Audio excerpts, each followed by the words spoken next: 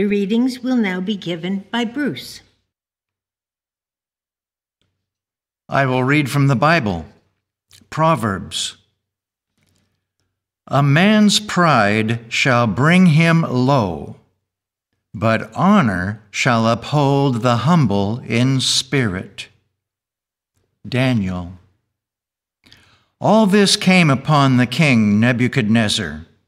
At the end of 12 months, he walked in the palace of the kingdom of Babylon. The king spake and said, Is not this great Babylon that I have built for the house of the kingdom by the might of my power and for the honor of my majesty? While the word was in the king's mouth, there fell a voice from heaven saying, O King Nebuchadnezzar, to thee it is spoken. The kingdom is departed from thee, and they shall drive thee from men, and thy dwelling shall be with the beasts of the field, until thou know that the Most High ruleth in the kingdom of men, and giveth it to whomsoever he will. The same hour was the thing fulfilled upon Nebuchadnezzar, and he was driven from men, and did eat grass as oxen, and his body was wet with the dew of heaven, till his hairs were grown like eagle's feathers, and his nails like birds' claws. And at the end of the days, I, Nebuchadnezzar, lifted up mine eyes unto heaven, and mine understanding returned unto me.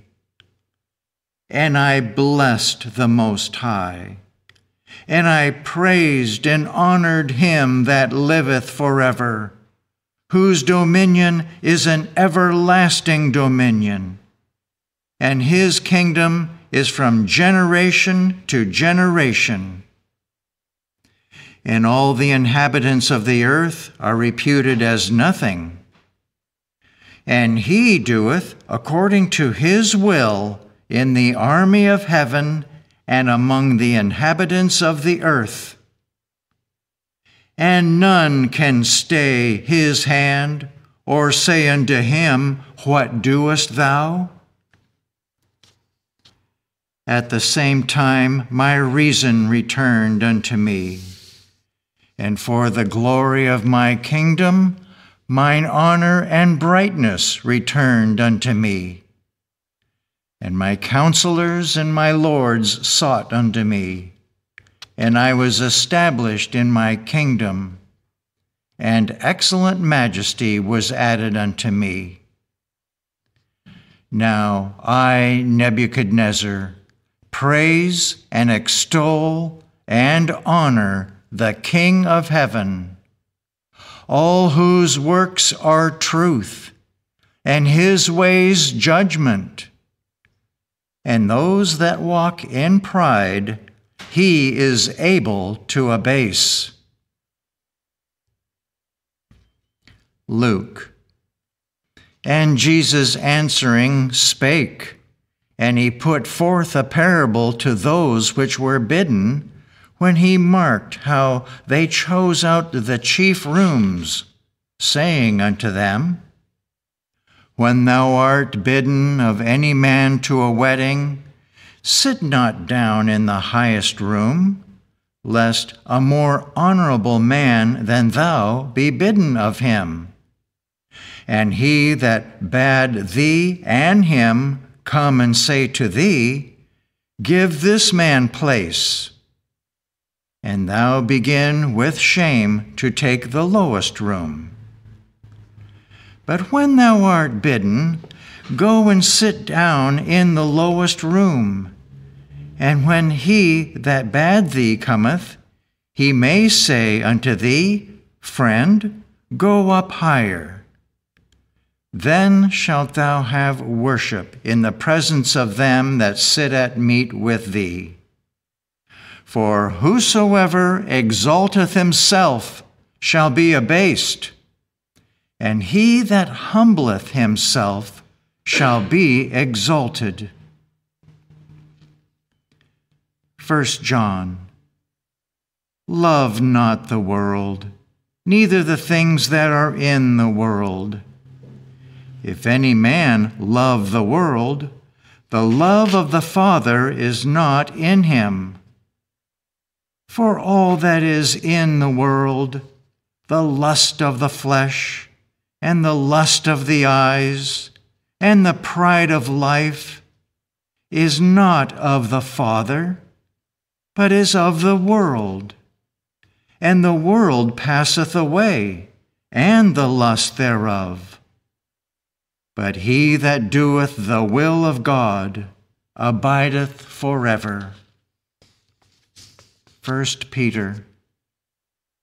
Yea, all of you, be subject one to another, and be clothed with humility. For God resisteth the proud, and giveth grace to the humble. Humble yourselves, therefore, under the mighty hand of God, that he may exalt you in due time.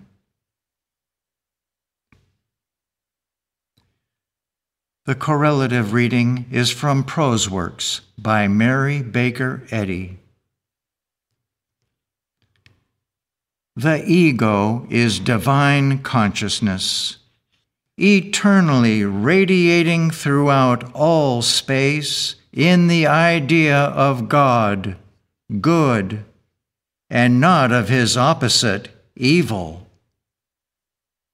In the scientific relation of man to God, man is reflected not as human soul, but as the divine ideal, whose soul is not in body, but is God, the divine principle of man. The present stage of progress in Christian Science presents two opposite aspects: a full-orbed promise and a gaunt want. The need, however, is not of the letter, but the spirit. To consummate this desideratum, mortal mind must pass through three stages of growth. First, self-knowledge. The physician must know himself. Learn what in thine own mentality is unlike the anointed, and cast it out. Let no clouds of sin gather and fall in mist and showers from thine own mental atmosphere. Hold thy gaze to the light, and the iris of faith, more beautiful than the rainbow seen from my window at the close of a balmy autumnal day, will span thy heavens of thought. The second stage of mental development is humility. This virtue triumphs over the flesh. It is the genius of Christian Science. One can never go up until one has gone down in his own esteem. Humility is lens and prism to the understanding of mind healing. It must be had to understand our textbook. It is indispensable to personal growth, and points out the chart of its divine principle and rule of practice. Cherish humility. Watch and pray without ceasing, or you will miss the way of truth and love. Humility is no busybody. It has no moments for trafficking in other people's business, no place for envy, no time for idle words, vain amusements, and all the etc. of the ways and means of personal sense. The third stage of mental growth is manifested in love, the greatest of all stages and states of being. Love that is irrespective of self, rank, or following. Divine love is the substance of Christian Science, the basis of its demonstration, yea, its foundation and superstructure. Love impels good works. Love is greatly needed and must be had to mark the way in divine science. He that seeketh aught besides God loseth in life truth and love.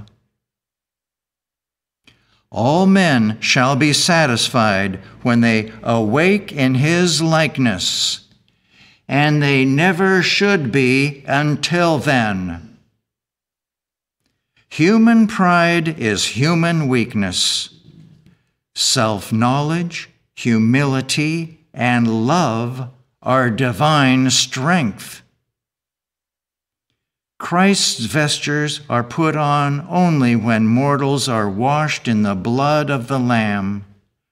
We must walk in the way which Jesus marked out if we would reach the heaven-crowned summit of Christian Science. The egotist must come down and learn in humility that God never made evil. An evil ego and his assumed power are falsities.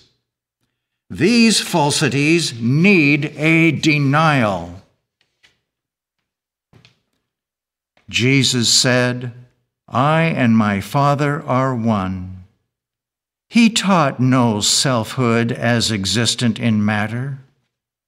In his identity, there is no evil. Individuality and life were real to him only as spiritual and good, not as material or evil. This incensed the rabbins against Jesus because it was an indignity to their personality. And this personality they regarded as both good and evil, as is still claimed by the worldly wise. To them, evil was even more the ego than was the good.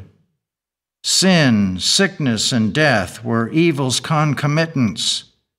This evil ego, they believed, must extend throughout the universe as being equally identical and self-conscious with God. This ego was in the earthquake, thunderbolt, and tempest. The Pharisees fought Jesus on this issue. It furnished the battleground of the past as it does of the present. The fight was an effort to enthrone evil. Jesus assumed the burden of disproof by destroying sin, sickness, and death to sight and sense. Nowhere in Scripture is evil connected with good, the being of God. And with every passing hour, it is losing its false claim to existence or consciousness. All that can exist is God and his idea. All real being represents God and is in him. Man's real ego or selfhood is goodness. If man's individuality were evil, he would be annihilated, for evil is self-destroying. Man's individual being must reflect the supreme individual being, to be his image and likeness. God holds man in the eternal bonds of science, in the immutable harmony of divine law. Experience shows that humility is the first step in Christian science, wherein all is controlled not by man or law's material, but by wisdom, truth, and love.